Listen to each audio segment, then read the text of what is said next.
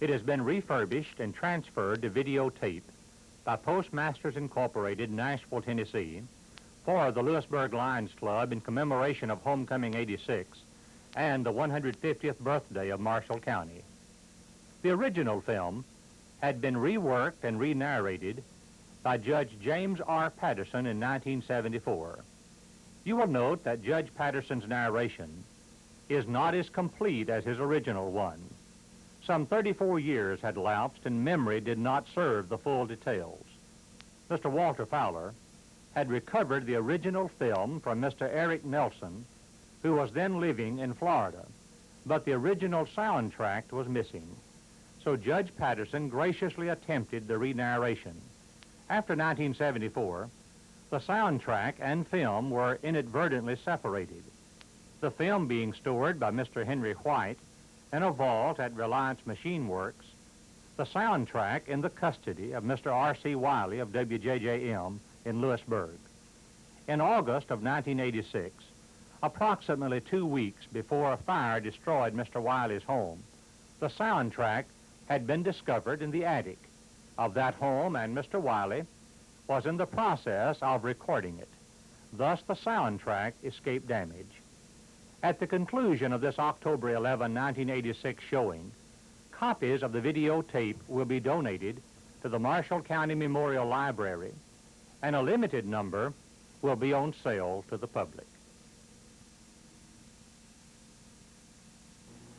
This is the southeast corner of the square at the First National Bank that's being renovated today. Look out, McCoy, you're jaywalking there. These automobiles were new models at that particular time, and not many of them survived. We're looking at the east door of the courthouse, from which so many political speeches have been made, and at the clock that is, even if it was stopped, would be right twice a day, and that's about its record. This is the Confederate monument in the northeast corner of the courthouse yard.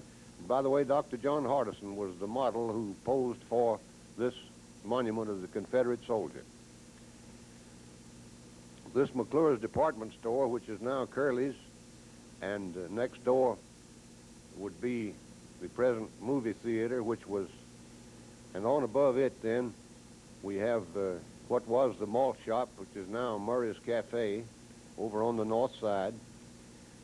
Then the barber shop, and Harold's Reliable is in now where Kathy's Furniture used to be. A view of the post office, showing in it the lady I don't recognize, but there's Mayfield Ledbetter, Bob Gibson, Earl Prosser, Bob Orr, Sherman Lane, Mr. Will Hastings. This courthouse was built about 36, if I remember. And those were the employees in our post office at that time.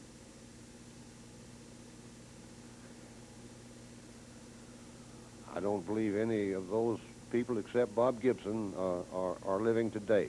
This is Sunday morning at the First Presbyterian Church on the corner of the Lewisburg Square. I wish I could remember all these fine people who are coming out, but bear in mind that children, as Francis Waldrop, these people are in their 40s or 50s today, and instead of children, they're mothers, fathers, and grandparents. Miss C.M. Hirsch coming from church, and I don't Miss Annie White Marshall, I believe, I'm not certain. There's Miss Ela Hayes, who's Ms. Charlie Biggs, coming on down the steps. All the ladies wore hats back then, and they are hard to recognize. There's Jim McCord and Mr. John Marshall. There's Mr. Rutledge, Mr. Will Rutledge, and Jake Bowden, Mr. Jim Clark on his crutch, Walter Fowler, and I believe Bill Staggs is with him. I'm not sure that that's Screwdriver, but it possibly he is. There's Gene Armstrong, Miss Annie Houston Shires and her little daughter Ann Norris, Brother Joe Ed Hollis, who was pastor of the Presbyterian Church at that time. Now we go up the hill to the Methodist Church, and coming out after the service there, we'll see many people whom we recognize and many whom we don't. These girls, I don't recall the names of them, and yet they're people that we all knew. As Mr. Ed Clayton coming stiff-legged downstairs, and on his way down home to Miss Carey to feed him something.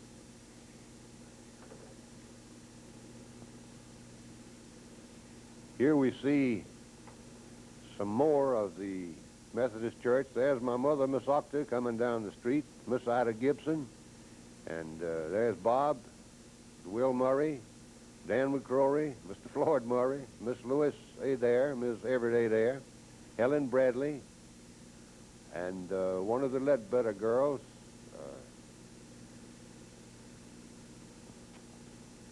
ladies, I wish I could remember all of you, but I just can't make it.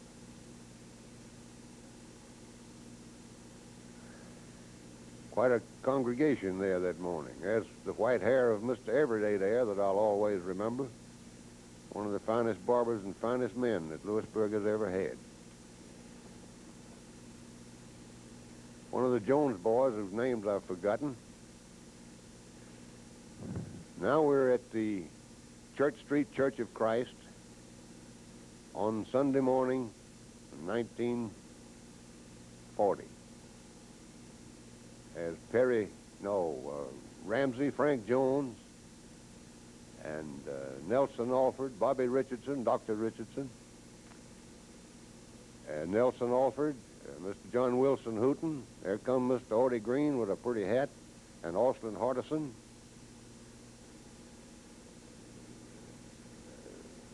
As Eunice Sanders, I believe I saw there. Louise Carter, Mr. and Ms. N.C. Wiley, Mr. Wooten, and Mallard Tillman with Francis and little baby Judy. Nelson lighting him a cigarette. Mr. White, Elwin White's father. I believe that's Eddie Woods, I'm not sure. Leroy Hickerson and his family.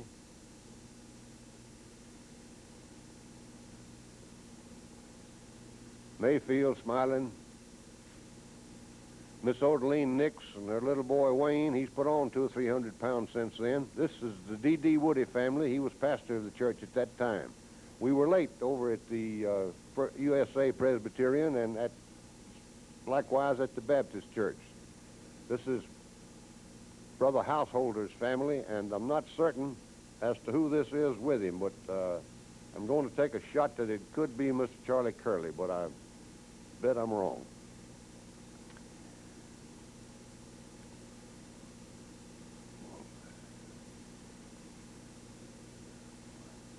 This is a picture of the Cumberland Presbyterian Church across from the Baptist Church.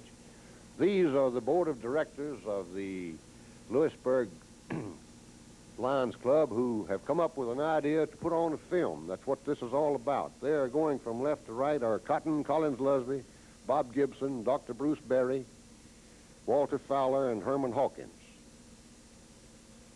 You to watch this W.C. Davis, who is the movie magnate that is being prevailed upon to come to Lewisburg and put on a beauty contest. This picture was made really in the old Minnick Hotel, which was the Marshall Hotel prior to being the Minnick Hotel. So, W.C. seems to be rather impressed with the message that he got from the Lewisburg Board of Directors. And Walter Fowler is fighting that beeswax chewing gum of his, and Herman Hawkins running him a close second. These people have all passed on. No, I'm wrong about that. They're all alive except Herman Hawkins himself. So the members go forth, seeking the cooperation of all to aid in this Lions Club project. Down to the Marshall County Creamery, where I don't recognize the gentleman emerging there.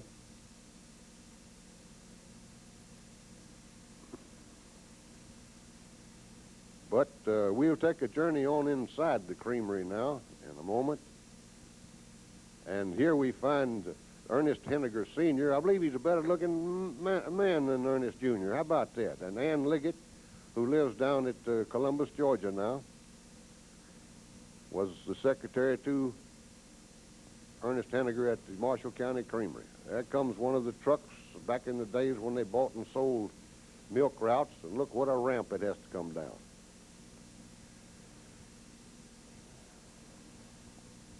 That's in the days of, you might say, Depression days, when Lewisburg and Marshall County didn't feel the pinch as bad as many other places because we had paychecks in the milk in the barns. There's the Burgess boys, J.C. and Phil, dumping out cans and sending them back. Abe Eldridge working back there in the creamery.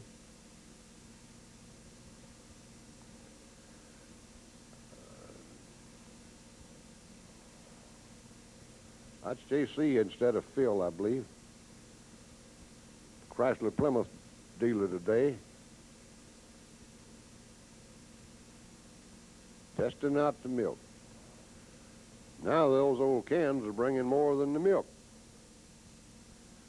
I don't know who this industrious young fella is, but he's whipping out that cheese pretty fast there.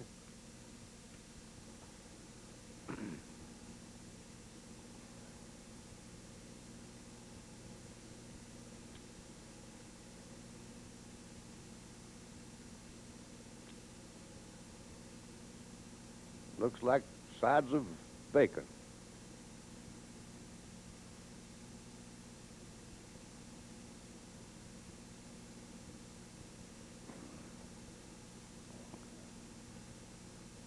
Well, we're going to have cheese sooner or later.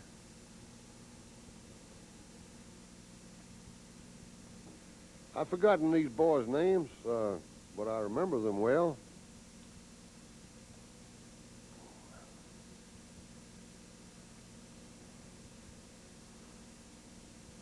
Here we find the late Bob Cummins, who was with the Lewisburg Casting Company, doing a little shopping at the grocery store. Now we've got a couple of fine fellows here, Jack and Watt McLean, who are the brothers of, well, Watt and Jack are Cora McCullough's brothers. That's what I'm trying to say to you. Milking some of the good Jersey cows out at the old Will McLean farm, where Bob and Cora live now. This is a scene at the old, I must have been the Marshall Stove Company about that time, and the L&N Railroad train going south, the caboose at its usual place, always behind. I haven't ever been able to figure out who this swift-walking man is, but he's moving on.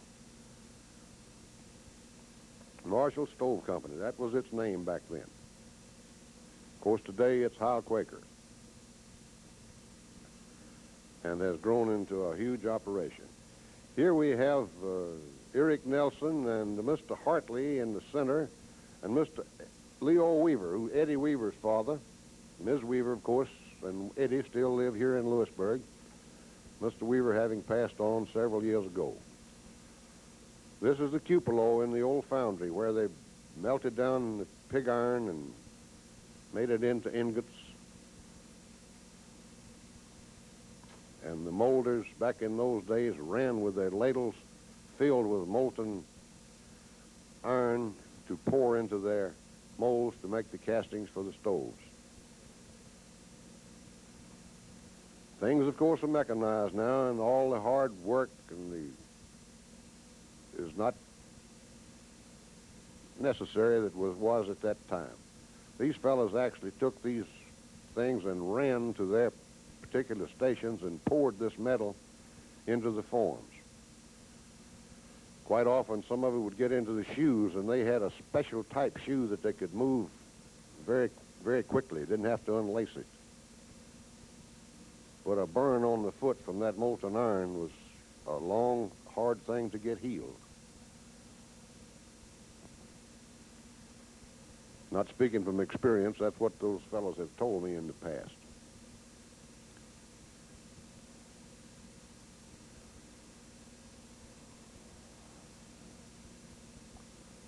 Much like Jack and Watt milking those cows, we don't get it out of them that way anymore. We've got machines.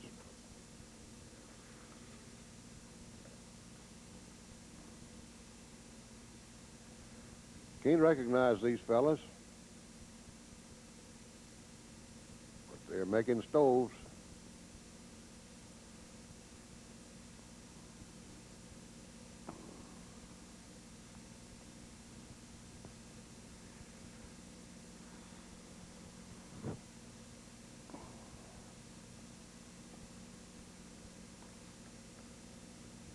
There is almost the finished product at the Marshall Stove Company. And there you are. Lewisburg Industries, over a quarter of a century ago. We're waiting now for W.C. Davis, who is Gary Owens, to come on into town. He's laying up there sound asleep, and we're going to have him pulled out of that bed directly. There's Buzz Jean, who's going to get him up from there. Bring him on out of there, Buzz. Morris Jean, who's known as Buzz and Zoo, and he's going to get him up from there. Don't do that, W.C. Talk to him, Buzz. Tell him to let you alone. You must be on some other kind of time. Well, the great day has finally come. There's sitting some milk out up on Murray Hill. There's Miss Mary Stanfull with Nelson Alford, who is dressed up like a girl, and she has Joanne Sharp, who is Ms. George Wallace, and that's Dr. Richardson again, I believe, isn't it? And his father, Joe Richardson, reading the morning paper. Gene Armstrong comes in to get Miss Mary to look about his pants. I don't know just what that is blowing in the wind. We have here what was the Lewisburg laundry that Collins Lusby first operated. We had some question as to who this gentleman can be. I just don't know.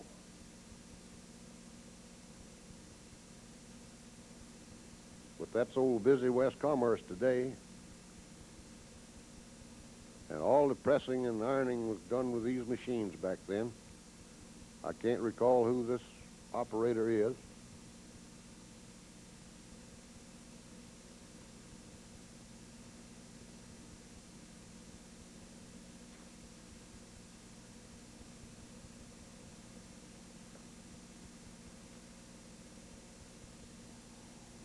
That's where you got your laundry back in those days, unless you had a big black pot in your own backyard. I guess that's Collins Lusby himself. I'm not sure. He's since gone up to La Follette, Tennessee, and lives there today. And that's his daughter, Joanne Lusby. Forgotten who Joanne married, but she's a lovely little girl back then. And I'm sure a lovely lady somewhere now. This is where the Sharp Motor Company is today, the Buick place. And pulling up there in that, I believe it's a Plymouth, I'm not certain, could be a Chevy. That's Joe Richardson, Erskine Houck. And they are brothers-in-law, of course.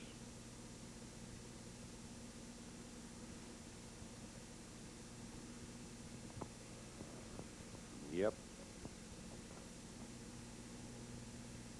As Houck selling Joe a car, I guess. This is A.G. Jean Food Store, where Joe B.'s dry goods place is today, men's clothing.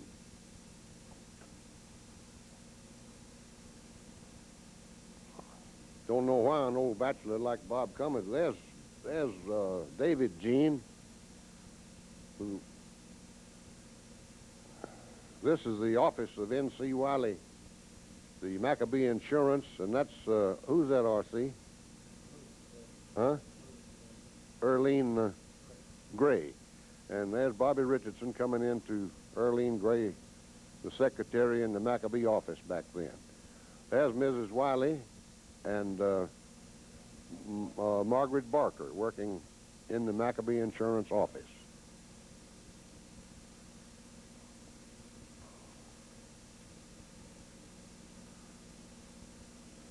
Now, here's where, if you didn't have a Maccabee policy, why, N.C. Wiley was going to see to it that you did. He's got Wilson Beach on the grill here now. And if my memory serves me right, R.C., he either sold him or you're still talking to him. Don't you think that's right?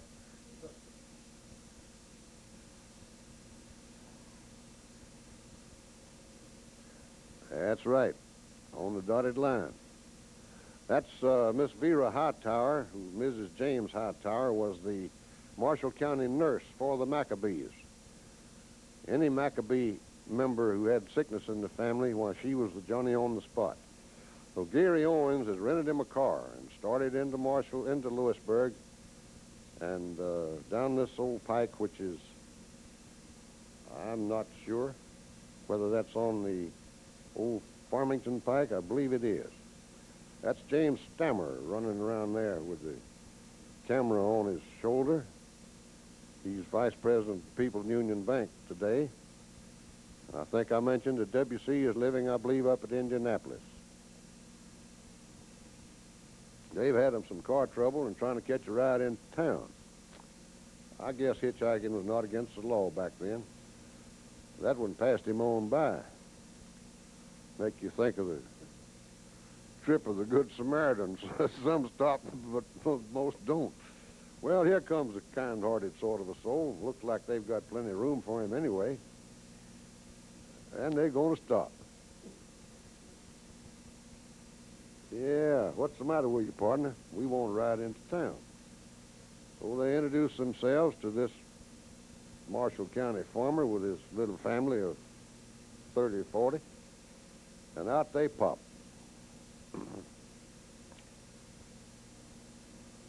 Now, you got to remember that we didn't have birth control pills back in those days, and it looks like that the sky was the limit in this particular family. Let's see the old man climb out. Well, that's none other than Mr. D.I. Shires.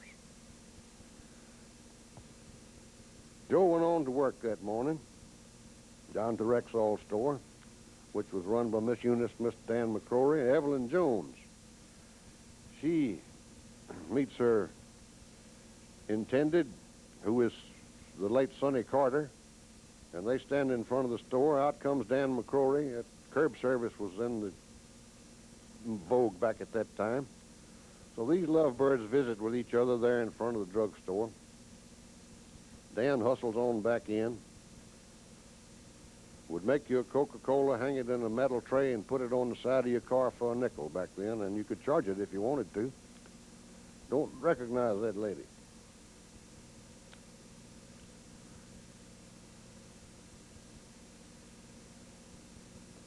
Joe decides that a man must look the part to be a big success. So he goes shopping for some duds to wear to his wedding that is to come on later. He wisely picks the old Murray Moss store where the People's Union is now.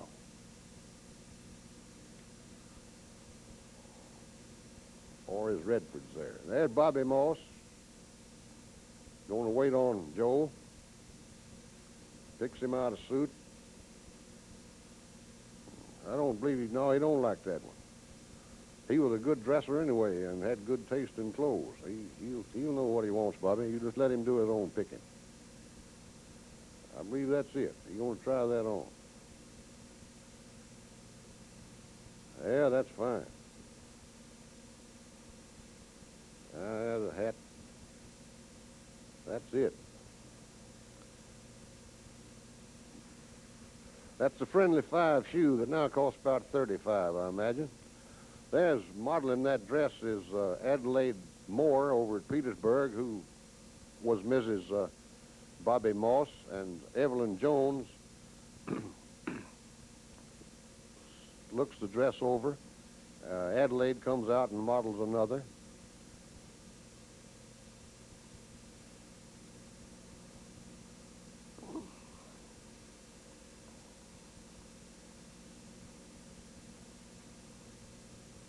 They wear them a little shorter nowadays, don't they? Joe's fitted out for fame and fortune. Now he goes on his way.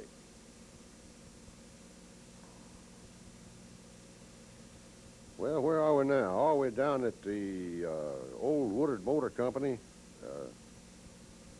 where Yulee Fox had his gasoline station, distributorship, and in that picture we see Miss Virginia Woodward, who's at the First National Bank, and Big Daddy, Grandpa Les Woodward, as I believe there's Max and Harry Alderdice,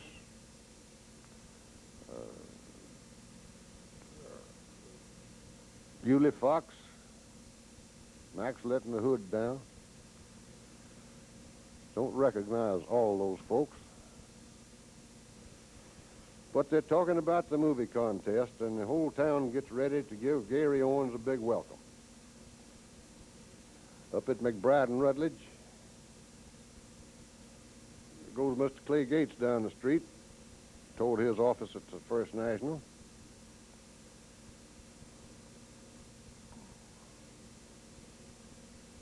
This, of course, is Parsons Pharmacy today. And here is Will Howard Alford, the druggist over at Brawley's, who's selling actually his brother Nelson, who plays the part of a girl that's got a little something the matter with the flea business is biting her a little bit. So Bill fixes the gal up with a insecticide. Got a big economy sale at J.C. Adams' store. Mr. Chase Adams always said, I buy for cash, I pay no rent, I sell for less. Don't know all these folks coming across the square, but that's before we had stoplights. And that's Dot Davis, Ms. George Wallace, and the girls all get all over Gene Armstrong, the paper boy. These are the Ledbetter girls, Dot, Helen, and I can't think of the other one's name. They've just about worn Gene out. But that's big news on the Lewisburg Tribune. I should be able to, Charlie Sanders Lumber Company. If you didn't ever know Rabbit, well, you just missed something.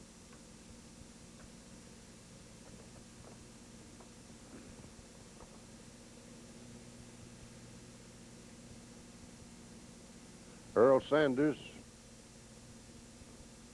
ran the lumber company there and puts up a sign to welcome Gary Owens into town.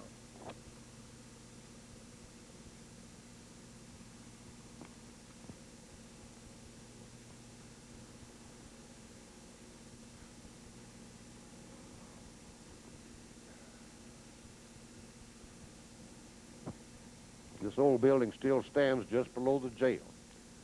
This is Hardison School.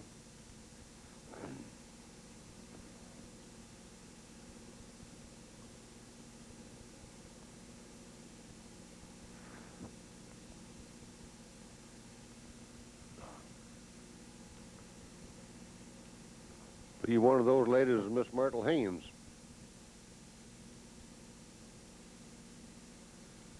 She was my teacher in about the 4th, 5th grade long years ago.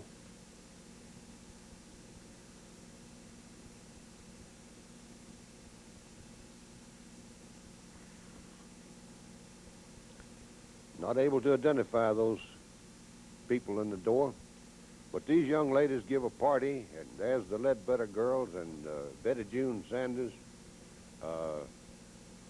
I believe Billy McConnell, and maybe Jackie Pritchett's in that picture. There's Gene the paper boy.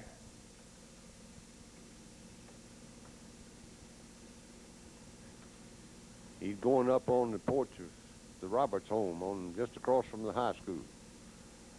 You know, they don't slide them on the porch anymore. They just throw them out in the hedge or on top of the house. Well, I don't know how Gary's going to pick a winner out of all those beautiful Lewisburg girls, but that's his lookout. Here comes Joe and Evelyn again. I've forgotten what Evelyn's name in the story is, but Sonny Carter's name is Joe. Mary. They go out to find them a house. They got to make some other arrangements because I believe that's a little ahead of FHA, wasn't it? Or was it here about that time? Well, they are at Lambert Lumber Company, which has burned at this location and is now across the street. There's Miss Faustine Bigham, Folk Lambert, and Mr. Edgar Lambert standing up. It's amazing how much he looks like Mr. Steele Gibson to me. but they go in to talk to Mr. Lambert about building them a home.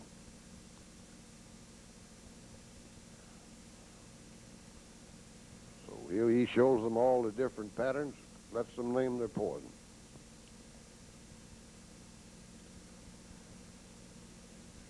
Now they picked out a nice brick, or they're going to. That home, I believe, is I think that's Chapel Hill.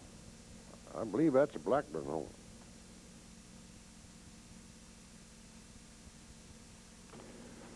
Okay, they go to select furnishings for this home that they have arranged for Mr. Lambert to build for them, and they wisely head for Kathy Furniture on the north side where Harold Reliable is now.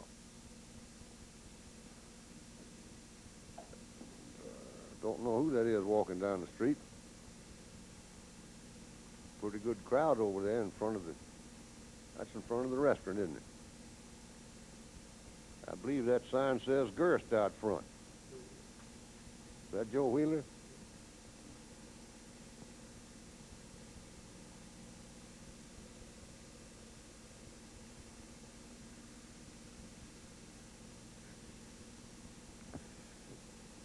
All right, here we have a Frigidaire, I know, and Papa Red is showing the bride-to-be and the groom-to-be all the wonders of the stove. He always talks with his hand.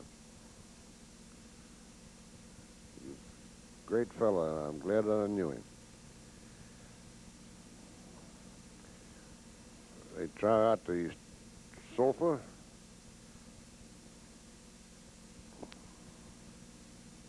He's going to show how it makes into a bed. Fletcher always told me that in selling, demonstration was an action was the biggest part of it. He believed that. He was a good salesman.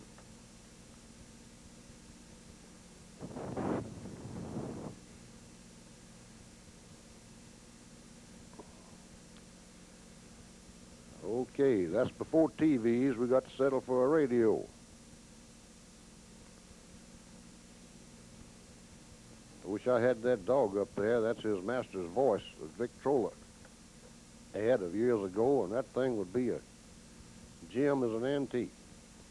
Okay, we got to get to the bank now and make some arrangements about some money to pay down on all this furniture and this new house.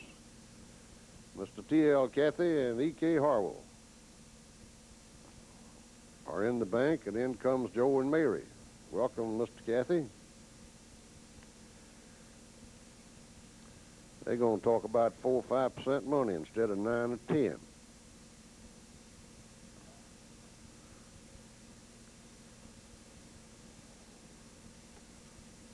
All right, here are the bank employees, Paul Woodard and Henry Mackey. It's Mary Clayton Wilson, Frank Houston with his back to us, and there's Nana Mackey going through the ledger, and Glenn Alford going through one, standing behind Nana. Miss Mary Clayton is the only living member of the Wilson family, as I am of mine. Coming out of the high school, there's Dot Davis with a letter on, and any number, I believe, Betty June Sanders,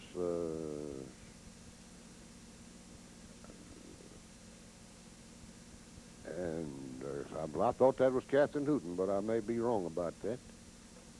That's Roy Petty, I'm sure.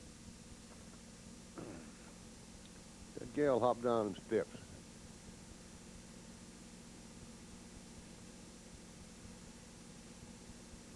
A lot of you know these folks. I can't remember too many of them. As I said in the outset, I was the same James R. Patterson, but that was a stretch of the imagination. I'm hardly the same that I was 34 years ago.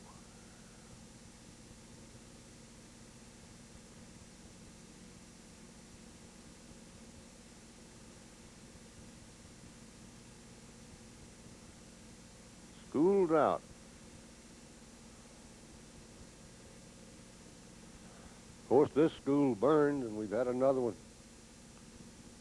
built back there, which is the Connolly Junior High today.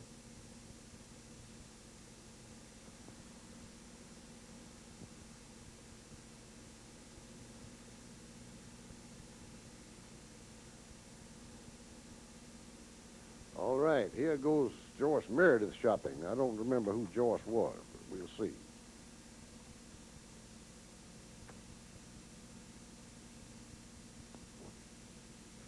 Clifford Bethshare's National Store. And that's, I've forgotten her first name, but Miss Hamilton Baxter. And Joyce Meredith, of course, was Mary Ann Pickens. And that's Joe Doris, the beautician. And her customer is Barbara Hardison Woodward, the Lewisburg Insurance Company at the back of the People's Union Bank. Florsham Shoes. And Clifford Bethshares was a fine merchant, and he considered himself a pro in putting shoes on people. He could give you the right kind of a fit. His sons, Jimmy and Jack, have left Lewisburg, and Grace, Mrs. Bethshares, living in Nashville, I believe. Home Appliance Company, which is operated by Mr. J. Henning Murray over on the west side of the square.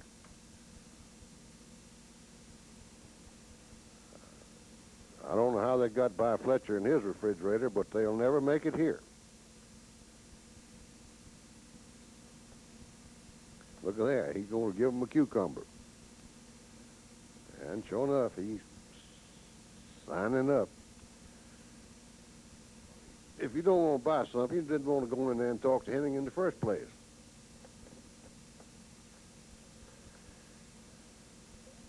So we're going to honor Gary Owens with some flowers. There's Miss Rhoda Lloyd,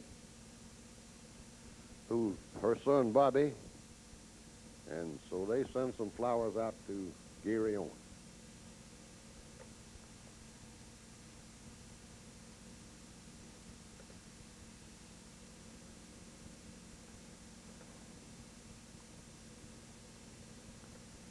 Of course, the Lewisburg Flower Shop is still right where it was in those days. All the town girls are getting ready, and Lizette has bought her flea powder from Bill Alford. She's trying to get that girdle on, being helped by Bobby and who was the girl? Don't remember. Here comes the promenade. I believe that's Eddie Brunt, Abe Woodard,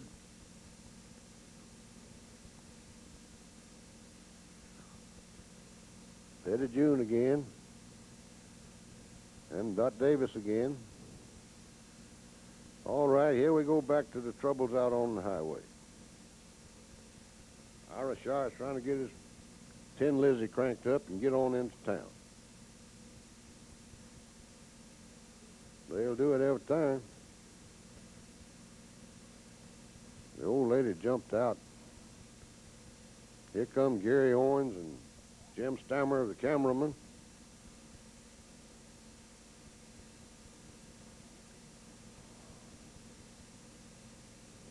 Looks like they're going to finally make it. There's Gary getting out and talking to Carter.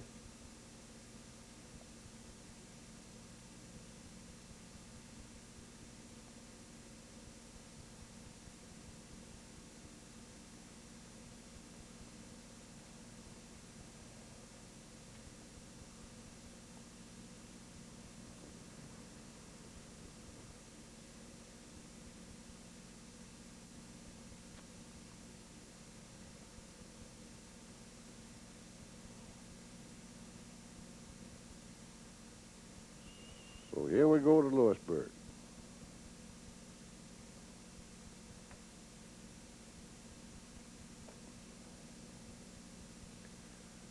Down to Depot. I don't know how they got that car and get this train too, but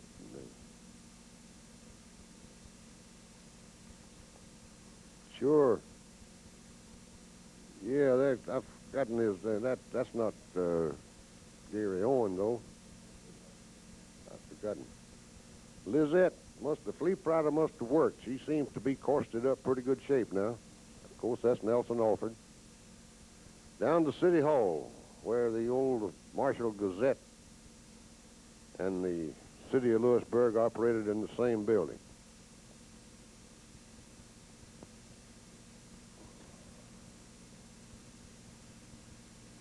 We go into City Hall, and coming out now, we meet Mary, Evelyn Jones, and there's Mayor Jim McCord and Judge Cecil Wallace standing behind him. There comes Mr. Judge Will Edmondson, and we get an official car for Geary down at the Green Moss Chevrolet.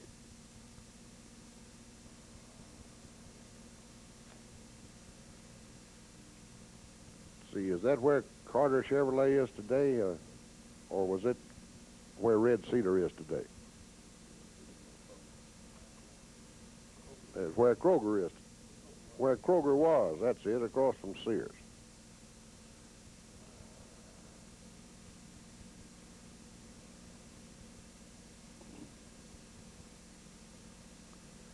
So they've gotten Gary Owen, W.C. Davis fixed up with a good automobile. There's a sales force. There's my brother Bub, Uncle Si, Wallace Patterson standing in the rear, Louis Trigg, John Dooley, Harry Alderdice, Joe Moss on the far right, and Mr.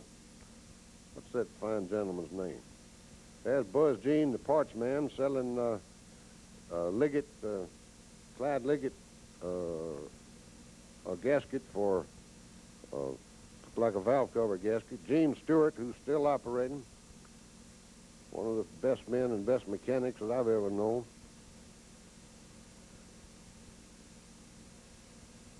He's moved into a new building now over behind Nora Mills and to the side of Marshall County Creamery. There comes the parade. Those are the Maccabee children.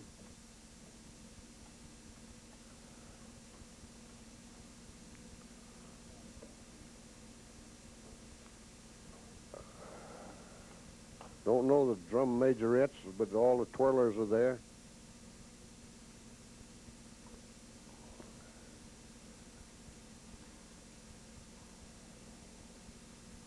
Joe Richardson, Jimmy Lee Moss, saw Forrest Gates in that picture, I believe.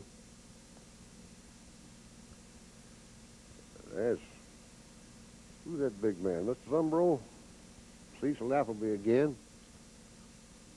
Riding the horses of Dan McCrory and Evelyn Jones.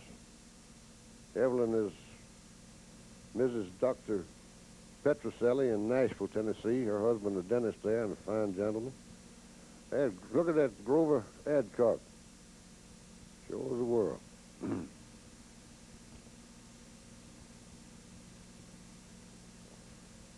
What do you think of all these slick new automobiles? Here we got, I guess, an Alice Chalmers, Paul Ewing, there's a Combine, Paul Ewing driving it.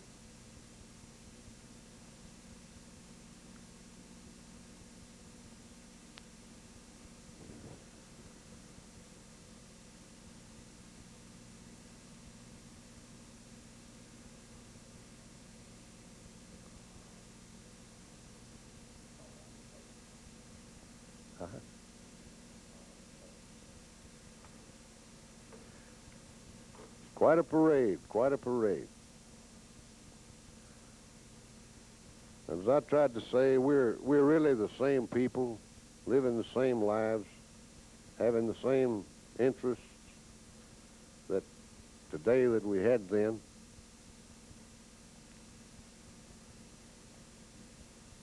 Still go to those same churches and worship the same Lord. So, as I said, things really never change after all. I wish I could name all these fine ladies to you, but I believe this is maybe a study club or something up at the Minnick Hotel or the Marshall Hotel. First National Bank was a pride and joy then. It's a memory now. And here goes Ira Shires and Fletcher Cathy into the First National Bank. Dr. McCullough, office upstairs. I believe Grace McCullough, I saw her, Ms. McCullough, some time back in Lewisburg. And the daughter Ann, I don't remember where they're living now. Would you believe it? There's Mr. J. Lee Moss, the inventor of the flat top. Fletcher and Ira, and there comes Mr. Moss out to welcome these country folks into town. About the only change in Mr. Lee is his hair's gray. He's about this amazing man at his age. Standing there behind Fletcher are Martha Fox, and in the rear then is Sarah Weiler, Sarah London Weiler, and Miss Louise Nichols. But Fletch, now, that's kind of a giveaway there. The old lady's hose turned out to be men's hose. That garter he had on gave him away. Down to the old Columbia Produce Company, next to Sharp Buick. It's inoperative now.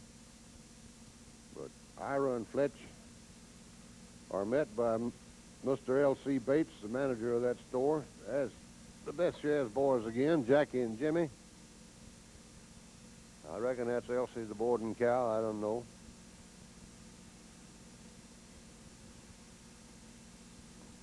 What they decide not to take that little sack of feed, if you get some chicken startina.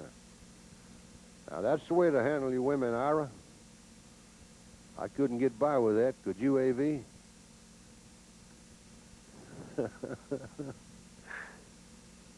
I can't even afford 100 pounds of feed at today's prices. Okay, so Gary makes his selection. He's got Dr. Berry and Bob Gibson and Walter Fowler, and he decides who the beauty queen is to be. Looks like they've all in agreement there. Oh, there's the winner, Evelyn Jones, Mary. You know, she comes to hear all about her career in Hollywood. She's been named the queen. All right, she deserves it. She's so happy that she's going to go to Hollywood. So she sits down there, and Gary is going to get her out of contract.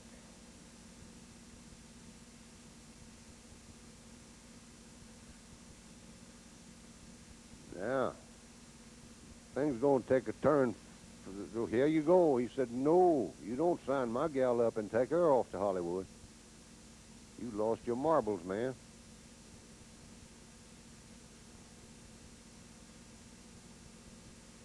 WC's a pretty convincing sort of a bird, but he's got a hard head to talk to there in Sonny. Just can't carry my gal away.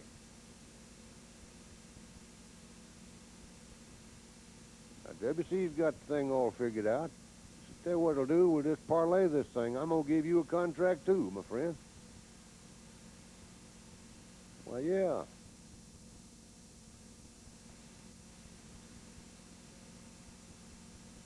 So the woman always has the last word, and she told him to sign it, which he does.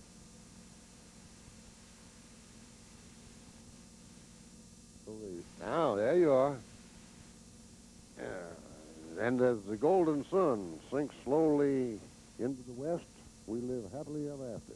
I'd like to thank all of you for your patience. Hope you've enjoyed the film, and I hope you'll be as appreciative as I am of the work that R.C. Wiley, A.V. Luna, Bill Ogilvy, and the other lines have put in the redoing of this fine old picture. Thank you a lot, and good night.